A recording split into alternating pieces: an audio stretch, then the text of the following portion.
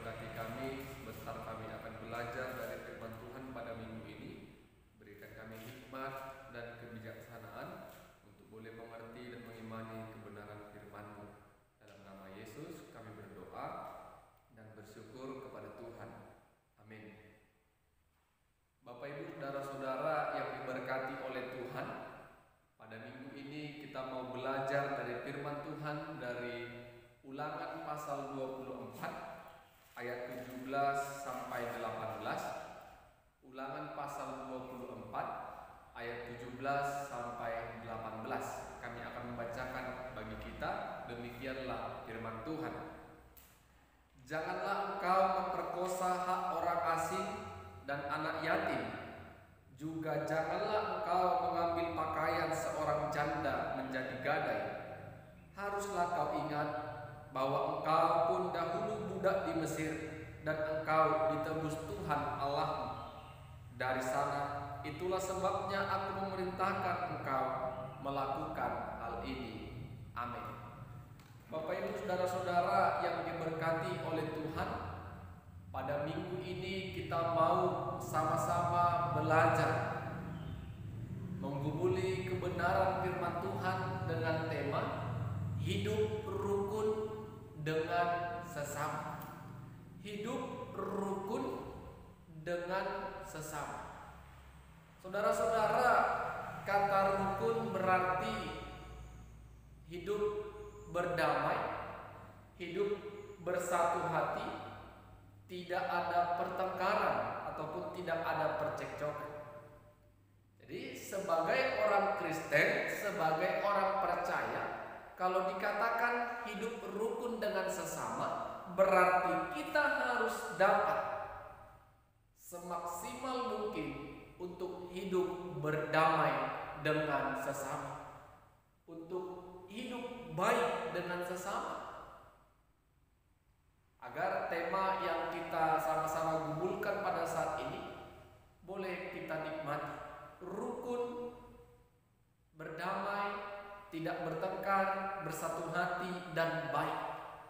Jadi Bapak Ibu dan Saudara, ketika kita mendengar dan membaca kebenaran firman Tuhan pada minggu ini, firman Tuhan yang kita baca adalah peringatan Allah bagi bangsa Israel. Allah mengingatkan bangsa Israel sebagai umat pilihannya, agar bangsa Israel memiliki rasa kepedulian, memiliki rasa kebaikan kepada setiap orang. Allah katakan orang-orang yang tidak dianggap secara sosial dan ekonomi, yaitu orang asing, yatim, dan janda. Kenapa Allah mengingatkan? Allah mengatakan itu dengan tegas kepada umat pilihannya, karena Allah mengingatkan mereka, sesungguhnya umat Israel harus melihat masa lampaunya, masa lalu bangsa Israel yang begitu sangat-sangat sulit. Mereka hidup di dalam perbudakan. Mereka hidup sebagai budak di tanah Mesir. Penderitaan, kesengsaraan, itulah yang mereka alami. Dan Allah yang penuh kasih telah menebus mereka dan membawa mereka dari tanah Mesir, tanah perbudakan, menuju tanah Kanaan, yaitu tanah yang berlimpah susu dan madunya, yang pastinya Tuhan akan memberkati dan memelihara umat Israel pada saat itu. Bapak Ibu saudara-saudara, sehingga keberhasilan, kemakmuran, kesuksesan yang diperoleh bangsa Israel itu pasti mereka harus mengingat masa lampau, karena mereka juga dulu pernah sangat-sangat menderita, hidup dalam perbudakan. Jadi Bapak Ibu Saudara-saudara, Allah mengingatkan mereka agar mereka peduli dan berbuat baik, bersatu hati, dan tidak memandang sebelah mata, bahkan mengambil hak orang asing, yatim, dan janda. Bapak Ibu Saudara-saudara, terkadang hal ini boleh sama-sama kita rasakan. Hidup kita pada saat ini diambang kesuksesan, diambang keberhasilan.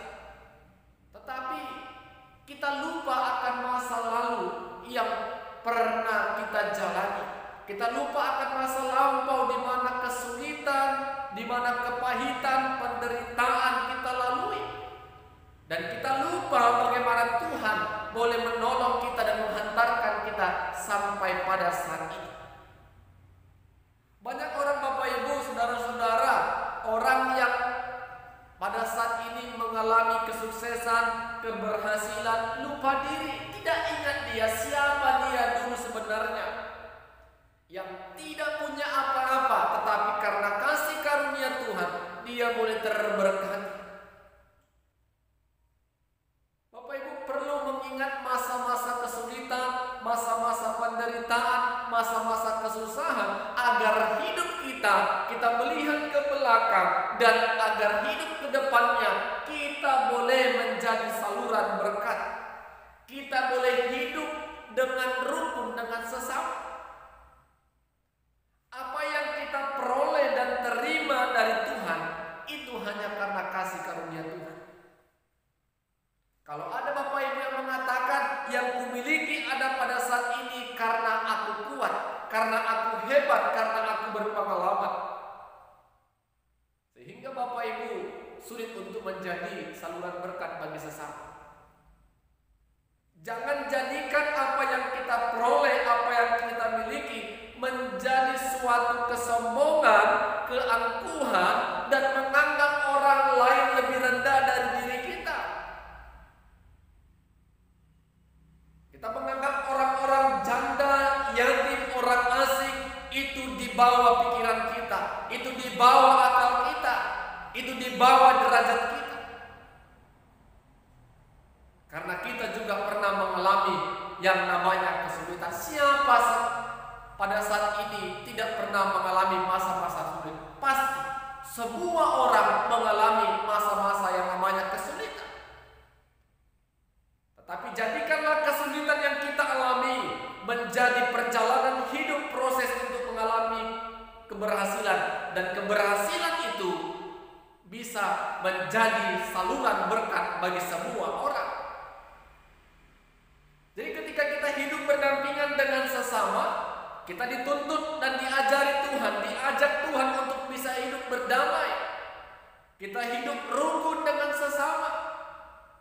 Rukun berarti kita boleh menjadi berkat. Kita boleh berbuat baik. Semampu kita, sebisa kita boleh tolong sesama.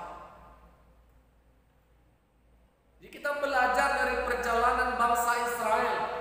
Mereka diingatkan Allah, bangsa Israel, kau harus ingat engkau ditebus Allah. Sebelum kita diingatkan Allah secara langsung, ingat Bapak Ibu, di balik keberhasilan kita pasti kita pernah merasakan pertolongan dan topangan Tuhan menyertai kita sampai di titik saat ini. Jadi Bapak Ibu saudara-saudara, mari jadikan sesama itu sebagai keluarga Allah. Jadikan sesama itu menjadi tempat kita menyalurkan berkat Tuhan. Jadikan apa yang kita miliki, apa yang kita peroleh saat ini benar-benar memberkati banyak orang. Amin. Kita berdoa. Bapa di sorga, terima kasih kami ucapkan kepada Tuhan. Kami bersyukur firman-Mu telah memberkati kami. Ajari kami Tuhan untuk boleh hidup rukun dengan sesama, dengan apa yang telah Tuhan berikan dan kami peroleh pada saat ini. Biarlah itu menjadi saluran berkat bagi sesama kami. Dalam nama Yesus kami berdoa dan bersyukur kepada Tuhan. Amin. Shalom. Tuhan Yesus memberkati.